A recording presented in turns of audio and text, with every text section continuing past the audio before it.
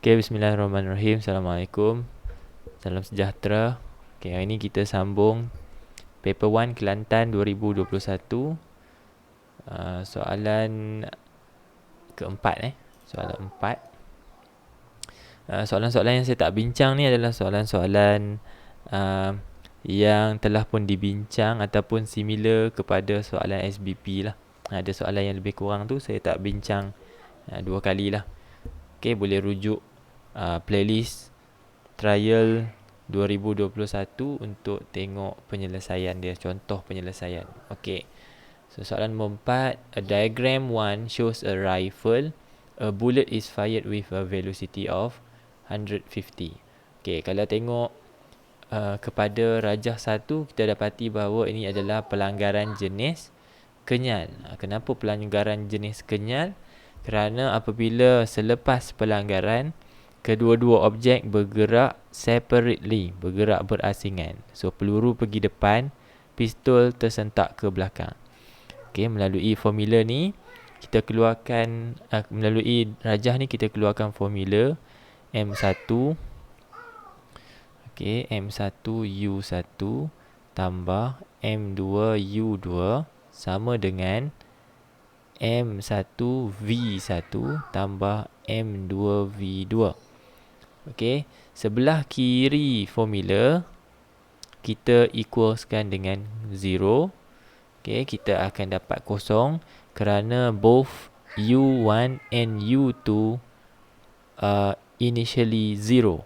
Kedua-dua peluru dan juga pistol sebelum pelanggaran ataupun sebelum berlakunya explosion itu, kedua-duanya tidak bergerak, at rest. So U1 dengan U2 sama dengan kosong. Sebelah kiri jadi kosong lah, kosong. Okay, sama dengan, okay, mass 1 kita anggapkan mass 1 ni, let's say kita anggapkan ianya adalah peluru. Okay, kita consider bahawa pergerakan ke kanan adalah pergerakan dengan halaju positif. So M1 0.02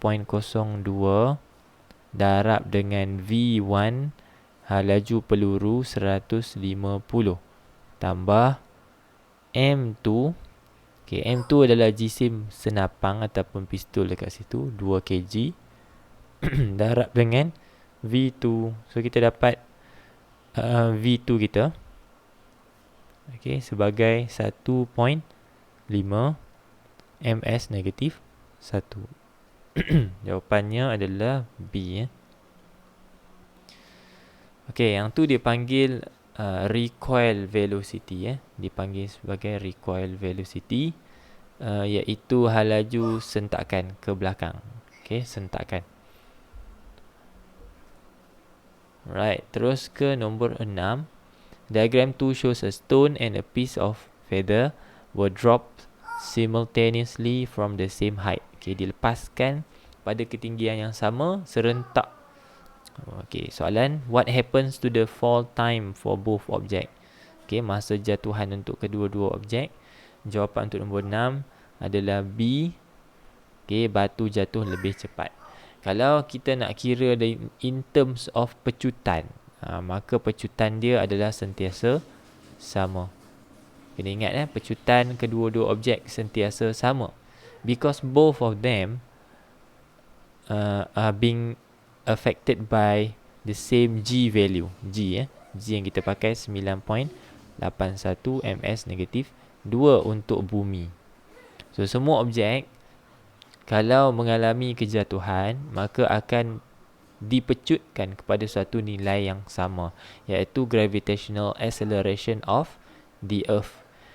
Okay, tapi walaupun ditarik oleh daya graviti yang sama dan juga nilai pecutan yang sama, batu akan jatuh lebih cepat kerana batu mempunyai less air friction. Okay, bentuk batu yang macam gini, okay, menyebabkan ianya kurang rintangan udara dibandingkan dengan bulu ayam ni lah. Okay, nombor 7. Diagram 3 shows 3 identical satellite. Okay, satellite yang serupa, yang sama.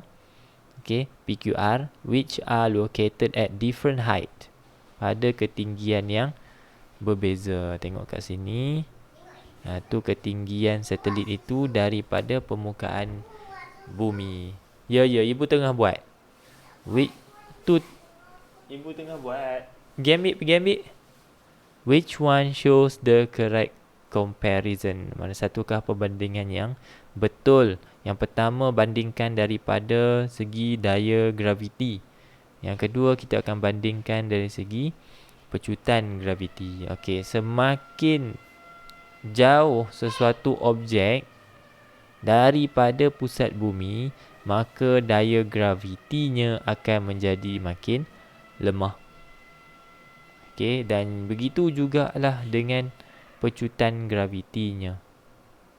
Okey, nilai G. Kena ingat, nilai G adalah sama dengan 9.81 ms negatif 2 jika berada di surface. Okey, jika objek itu betul-betul berada pada surface of the earth. Misalnya dekat sinilah, kalau saya boleh tanda. And this is the maximum value of G. So, nilai G adalah paling tinggi pada permukaan bumi. Okey. Kemudian, kalaulah satu objek itu close to center of earth ataupun far away from center of the earth, maka nilai G akan jadi less than 9.81. Yang ni mesti kena hafal. Kadang-kadang awak salah anggap bahawa kalaulah, okey, macam kita cuba fikir logik lah, jauh daripada bumi, sepatutnya G, okey, makin rendah lah kan, sebab menjauhi daya tarikan pada pusat bumi tu. Okey, kemudian awak pun fikir, kalau dekat, maksudnya kalau masuk dalam bumi, okey, mendekati center of the earth, patutnya jadi makin tinggi lah. No, jawapannya juga adalah less than 9.81 because the maximum value is on the surface. Nilai G paling kuat adalah pada permukaan bumi. Okey, so jawapannya adalah B kerana Q adalah lebih besar daripada R dan Q juga lebih besar pada P. Kenapa? Kerana Q lebih dekat dengan pusat bumi, lebih hampir. 8. Diagram 4 shows the area covered at the same time. Okay, kalau awak tengok sini, same area, same time. Okay, merujuk kepada satu daripada 3 Kepler's law. Yang mana satu? Nombor berapa? Nombor 1, nombor 2, nombor 3. Jawapannya nombor 2. The second Kepler's law. Dalam second Kepler's law beritahu bahawa kalau kita ada dua region ataupun dua sektor pada masa yang sama, maksudnya daripada Z pergi X, let's say 2 jam, 2 hours. Okay, daripada P kepada R juga 2 hours. Masa dia sama. Masanya sama. Kemudian kita buat sektor dan kemudian kita kira area dia. Okay, area that governed by sector PR will be equals to the area of sector governed by XZ. Sama area dia. Walaupun nampak ni macam gemuk sikit, yang ni macam tiru sikit. Okay, tapi areanya tetap sama. Jawapannya adalah A. Okay, same area, same time. Ingat ni, same area. Same time, same area. Sorry, same time, same area. Kenapa kalau awak tanya yang ni 2 jam, nampak macam pergi jauh ni. X dengan Z ni nampak makin jarak dia jauh bandingkan dengan PR ni kan. Tapi masa sama. Jawapannya adalah planet, satu-satu planet yang mendekati matahari akan bergerak lebih laju. Satu-satu planet apabila mengorbit pada jarak yang jauh daripada matahari, dia akan bergerak, planet tersebut bergerak perlahan. Okay. So dia bukan orbit pada tempoh masa ataupun pada kelajuan yang sama. Bila dia jauh, dia slow. Dekat dengan matahari, dia laju. Dia jadi makin laju lah. So sebab itu walaupun masa yang sama, okay, kelajuan berbeza, sebab tu boleh dapat area yang sama lah. Dia punya proportion tu. Okay, 9. Diagram 5 shows a metal ball, mass, okay, kita salin kat sini, mass, tied to the end of string that is pinned horizontally by student, radius R. Okay, yang ni dipanggil sebagai centripetal force. Ada konsepnya, juga ada centripetal acceleration. Kalau kita nak label centripetal force, nah macam tu. Kalau kita nak label di linear velocity, macam tu. Ini saya dah ajar masa dalam SBP tu lah, paper SBP. Sudut antara V dengan F merujuk kepada centripetal force adalah 90 darjah. Yang tu selingan je lah. Jika bola besi itu berputar pada kelajuan malah constant speed. So yang ni dia bagi dekat awak nilai V, linear speed. Calculate the centripetal force. So FC sama dengan mv square bahagi dengan R. Mass dia 0.2 darab dengan V4 kuasa 2 bahagi dengan R berapa tadi? 0.5.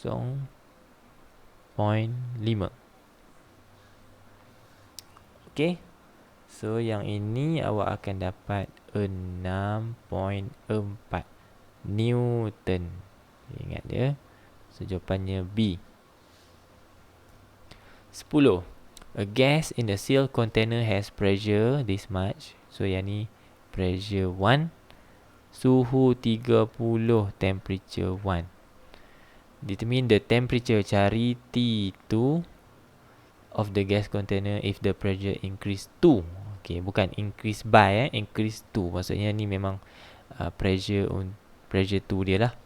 Tak payah tambah daripada sini. Dia increase 2. Maksudnya ni nilai dia. Okay, so pressure dengan temperature, hukum Charles. Hukum Charles formula dia P1 bahagi T1 sama dengan P2 bahagi T2. Okay, ingat temperature mesti dalam Kelvin. Okay. Sekejap Hello. Mana? Okay, sekejap.